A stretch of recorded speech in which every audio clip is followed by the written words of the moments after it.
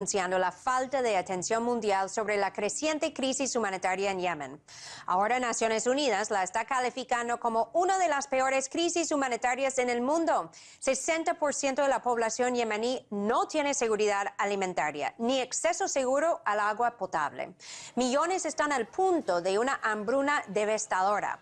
La situación en Yemen ha sido crítica durante más de 2 años, pero se ha puesto mucho peor durante las últimas semanas debido al bloqueo impuesto por Arabia Saudita, que ha impedido la entrada de comida, agua y suministros médicos al país. Yemen es uno de los países más pobres y ha sido el punto del conflicto entre Arabia Saudita e Irán durante los últimos años. Ambas potencias regionales están peleando por mayor influencia y control geoestratégica sobre esta pequeña pero importante nación, que está ubicada en la península árabe y tiene una larga frontera marítima con el Golfo de Adén y el Mar de Arabia. Es un lugar de extrema importancia geopolítica por su acceso y su control sobre los recursos naturales y el movimiento del petróleo.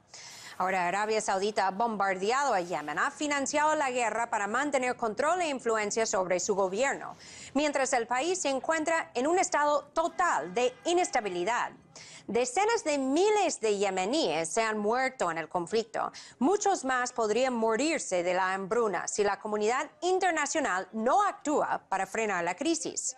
Aunque el gobierno iraní ha apoyado a los rebeldes hutíes en su lucha por controlar a Yemen, los sauditas han actuado con el apoyo de Washington y de Londres para atacar militarmente al país y ahora imponer ese fuerte bloqueo que podría ser catastrófico para la región. Vean más sobre lo que sucede en Yemen en el siguiente reportaje. La hambruna más catastrófica que se haya visto en décadas. Así evalúa la ONU la situación a la que Yemen está a punto de enfrentarse por el gran embargo que Arabia Saudita ha impuesto contra el país árabe después de que los rebeldes hutíes yemeníes dispararan un misil supuestamente fabricado por Irán sobre la capital saudí. Como saben, recientemente la coalición ha introducido varias medidas, cerrando de forma efectiva el acceso a Yemen por mar, tierra y aire. Le he comentado al Consejo de Seguridad que si esas medidas no se levantan, habrá hambre en Yemen. No se parecerá a la hambruna que vimos en Sudán del Sur, donde decenas de miles de personas se vieron afectadas. No se parecerá a la hambruna que le costó la vida a 250.000 personas en Somalia en el 2011. Esta será una hambruna con millones de víctimas. Según los datos de la ONU, unos 17 millones de personas en Yemen no saben de dónde vendrá su siguiente comida y 7 millones dependen por completo de ayudas alimentarias. El Programa Alimentario Mundial estima que incluso con una suspensión parcial del bloqueo, 3,2 millones de personas llegarán a pasar hambre y unos 150.000 niños desnutridos podrían morir en los próximos meses si no reciben tratamiento. Además, el bloqueo agrava seriamente la situación económica del país yemení. Yemen se ha sumergido otra vez en una crisis alimentaria. La primera consecuencia de esto es una subida muy grande del precio de los alimentos. Al mismo tiempo, hay un tipo de cambio creciente del rial yemení contra el dólar estadounidense que ha llevado a un empeoramiento del poder adquisitivo del ciudadano medio que usa la moneda local. Esto, por su parte, ha llevado a un empeoramiento del nivel de vida de los yemeníes. Toda la crisis en Yemen es producto del enfrentamiento entre los rebeldes hutíes, el movimiento chiita, contra las fuerzas suníes leales al presidente Abdurrabbu Mansur Hadi. Los primeros cuentan con la ayuda de Irán y los últimos con el amplio apoyo de la coalición internacional liderada por Arabia Saudita, que bombardea a los hutíes desde marzo del 2015 sin el consentimiento del Consejo de Seguridad de la ONU. Hay opiniones de que con esta agresión Arabia Saudita quiere fortalecerse en la región. Que lo que hay detrás de los ataques de Arabia Saudí y una coalición de países árabes contra Yemen no solo tiene que ver con Rabbu Hadi, no tiene que ver solamente con los dirigentes que Arabia Saudí quiere instalar o reinstalar en Yemen. Tiene que ver más bien con sus intereses estratégicos en la zona y en específico contender contra la creciente influencia que está teniendo la República Islámica de Irán en la zona de Oriente Medio y el Levante Mediterráneo en específico. Las estadísticas muestran que durante los más de 2 años que duran los ataques, más de 12.000 yemeníes han perdido la vida. La falta de acceso a asistencia sanitaria y agua potable han causado un brote de difteria y de cólera. ¿Son estos indicios de fortaleza? Hablamos con mayor profundidad sobre la guerra en Yemen y la crisis humanitaria y tenemos a Leandro Albany, él es analista internacional, nos acompaña desde Buenos Aires. Gracias, Leandro, por estar aquí en Detrás de la Noticia. Hola Eva, ¿qué tal? Muchas gracias por la invitación. Leandro, expertos de Naciones Unidas han revelado que Arabia Saudita está intencionalmente impidiendo el envío y la entrega de ayuda humanitaria a Yemen.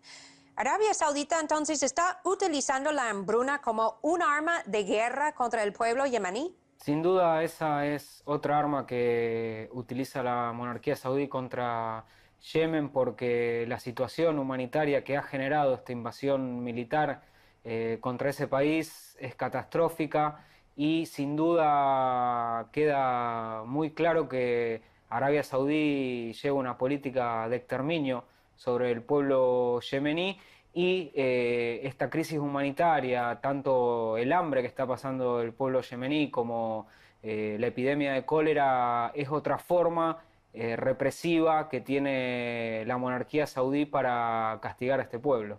Ahora, Leandro, recientemente en Arabia Saudita hubo fuertes acciones de persecución contra adversarios del príncipe Mohammed bin Salman, incluyendo miembros de la familia real. El presidente Trump expresó su respaldo al príncipe vía su cuenta en Twitter. Y sabemos del rol de Arabia Saudita en la guerra en Yemen.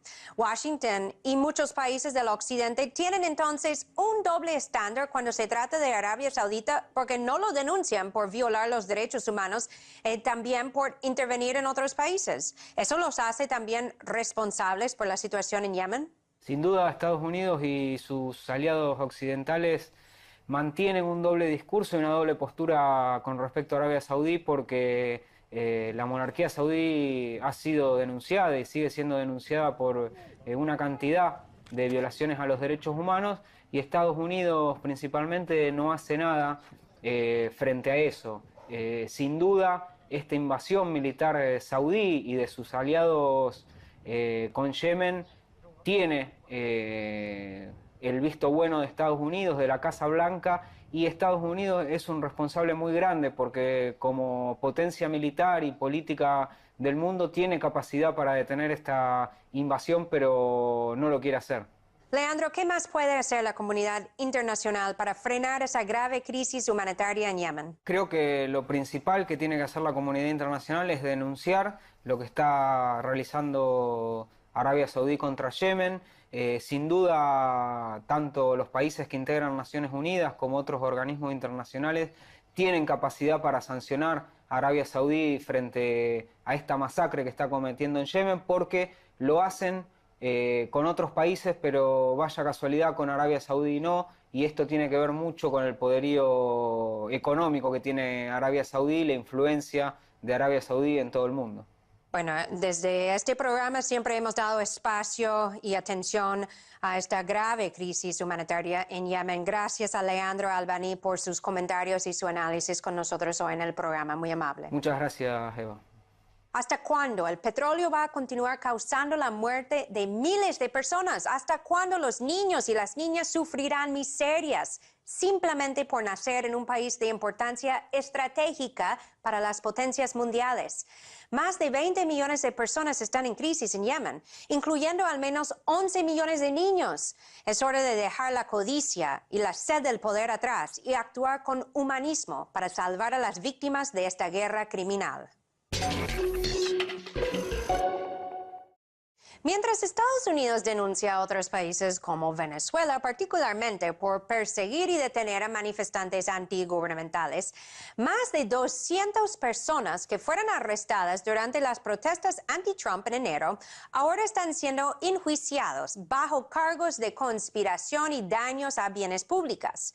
Entre los enjuiciados hay periodistas que fueron detenidos mientras hacían su trabajo periodístico. Ahora han sido acusados de cargos criminales simplemente por cubrir las protestas. Irónicamente, Washington ha criticado mucho al gobierno venezolano durante los últimos años cuando manifestantes antigubernamentales han sido arrestados durante protestas violentas que incluían el uso de bombas Molotov y armas letales y resultaron en la muerte de decenas de personas y múltiples daños a bienes públicos.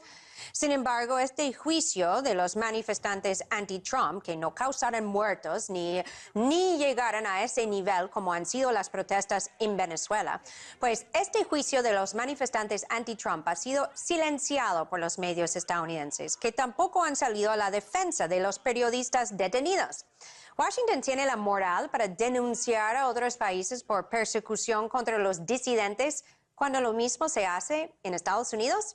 Preguntamos a ustedes.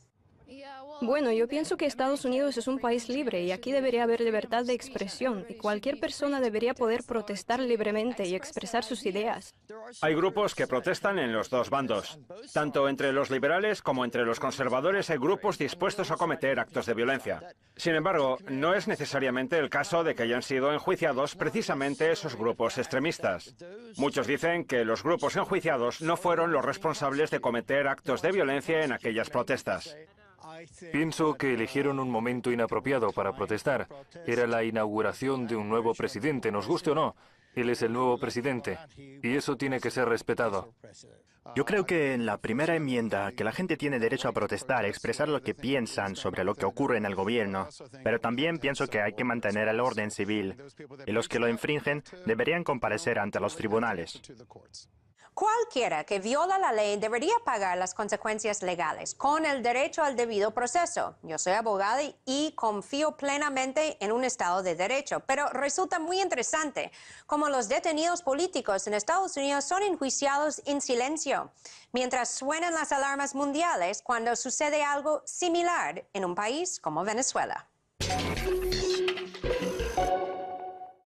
La semana pasada nos preguntamos si Trump está aislando a Estados Unidos de la comunidad internacional o si está transformando la política de Washington.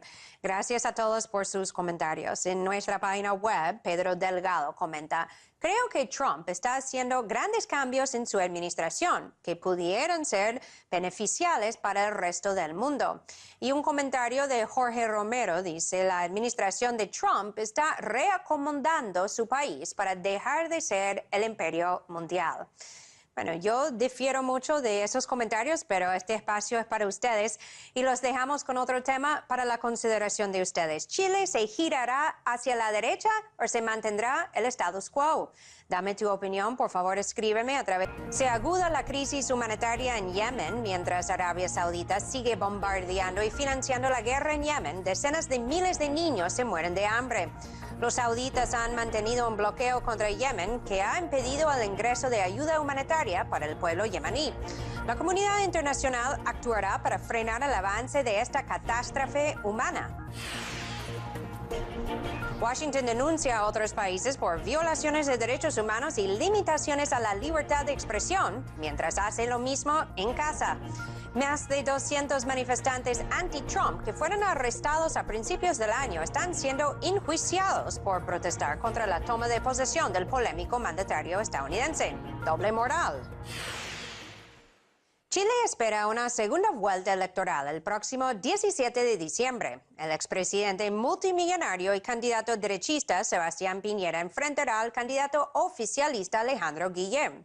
Piñera estuvo lejos de alcanzar los 50% de los votos para triunfar en la primera vuelta. Obtuvo más del 36%.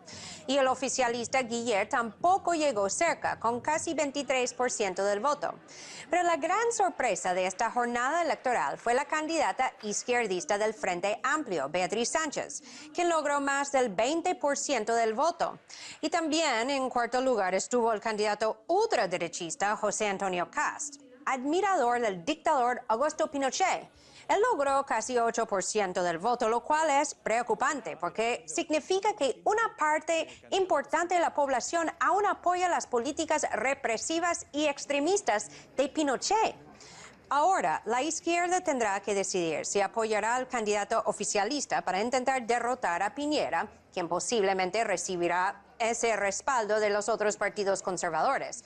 A pesar de esta amplia selección de candidatos, la participación en el proceso electoral estuvo en su nivel más bajo desde el inicio de la democracia chilena en 1990. Menos del 50% participó en esta votación. Eso indica que ninguno de los candidatos tiene el apoyo de una mayoría de los electores y también hay mucha apatía en el país, o así parece. Aunque Chile tiene una de las democracias más estables y celebradas en América Latina, pues la poca participación en el proceso político debería levantar alarmas. Vean más sobre este tema a continuación. ¿Tendrá Sebastián Piñera una segunda oportunidad presidencial? Esta pregunta sigue sin respuesta en las elecciones presidenciales de Chile el 19 de noviembre, donde el empresario de derecha y expresidente ha obtenido el mejor resultado con un poco más del 36%, pero no suficiente para vencer en las elecciones. Todos seremos convocados a las urnas nuevamente para escoger los caminos del futuro. Será una verdadera encrucijada en que los chilenos y chilenas tendremos que decidir entre dos opciones. El punto de partida es el mismo, el Chile de hoy, pero los caminos a recorrer y los puertos de destino son muy diferentes. Sebastián Piñera, el candidato de Chile Vamos, quien gobernó entre el 2010 y el 2014, asegura que las reformas del gobierno actual en materia tributaria, laboral y educacional han hecho a Chile menos atractivo para las inversiones y ha aumentado el gasto público. El empresario ofrece un plan de austeridad, subir las pensiones sin tocar la esencia del actual modelo privado de seguridad social y cambios tributarios para incentivar la inversión.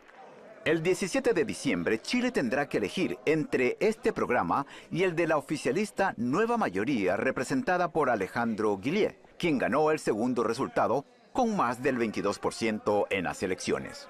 Que hoy triunfó el futuro y no el pasado. Pero necesitamos reconstruir una unidad profunda de todos los chilenos y chilenas que estamos por los cambios.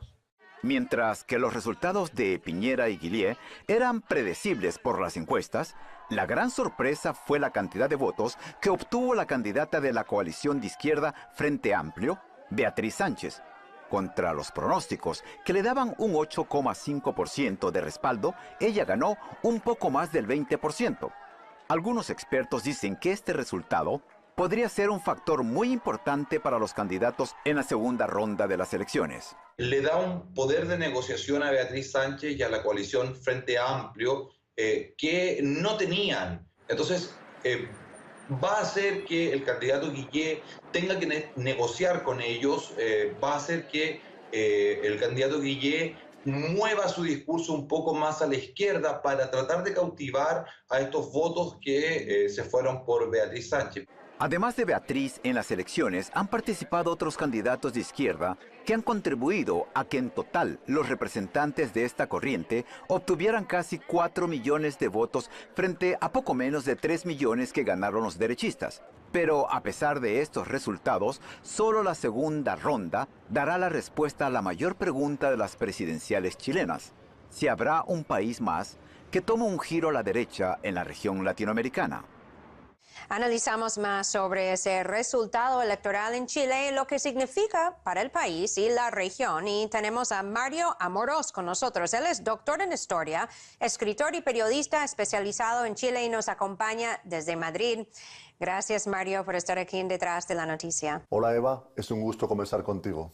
Mario, en primer lugar, ¿cómo evalúas ese resultado electoral en Chile? ¿Las encuestas no reflejaron la realidad en el país tal como hemos visto en otros casos de elecciones en distintos países este año? Bueno, ha sido una cierta sorpresa, una gran sorpresa.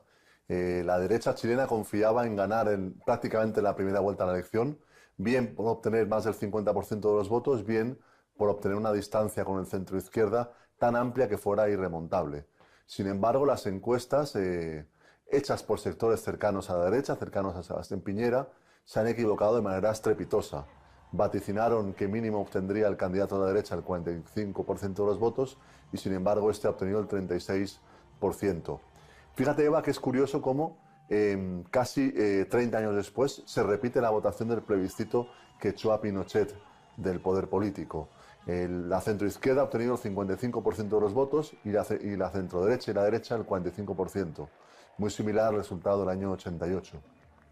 Ahora se abre un escenario muy interesante, apasionante para la segunda vuelta, con una derecha que tiene poco espacio para crecer electoralmente. Se suma el 36% de Piñera y el 8% del pinochetista Felipe Kast, suman un 44-45%, y sin embargo el centro izquierda tiene que conversar para lograr ganar la elección. Algo que parecía absolutamente imposible hace solo 2 días.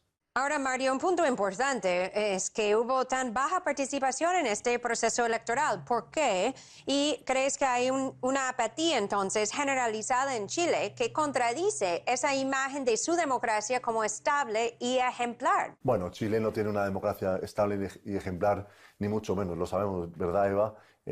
Todavía persisten, sobre todo el modelo económico que impuso la dictadura de Pinochet a sangre y fuego. Hace ya 4 o 5 años que el voto es voluntario en Chile. Siempre fue un voto obligatorio, ahora es voluntario, y desde el fin de la dictadura ha habido una apatía creciente, sobre todo en sectores jóvenes y sectores de las capas más empobrecidas de Chile, a los que cuesta llevarles a votar. La derecha, en cambio, en las zonas más ricas de Santiago, más acomodadas, las comunas del barrio alto de Chile sí van a votar.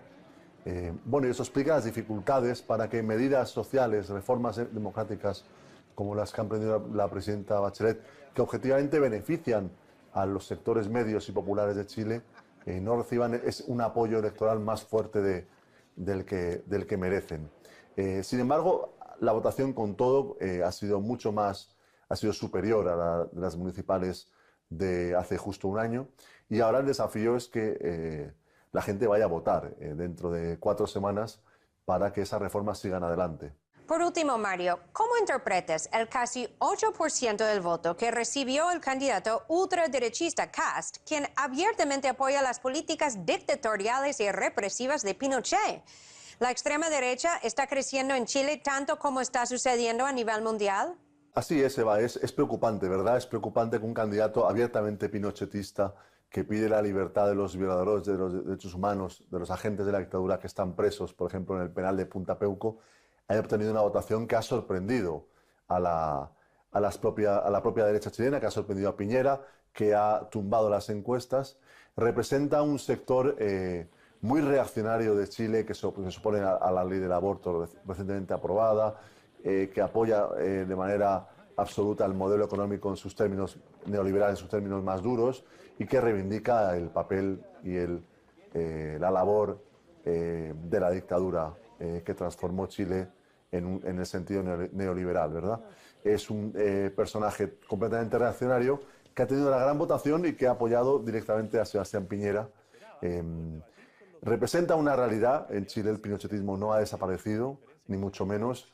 Es verdad que para ganar las elecciones necesita esconderse, camuflarse en la candidatura de Sebastián Piñera. Es más bien en Europa donde crece la extrema derecha electoralmente.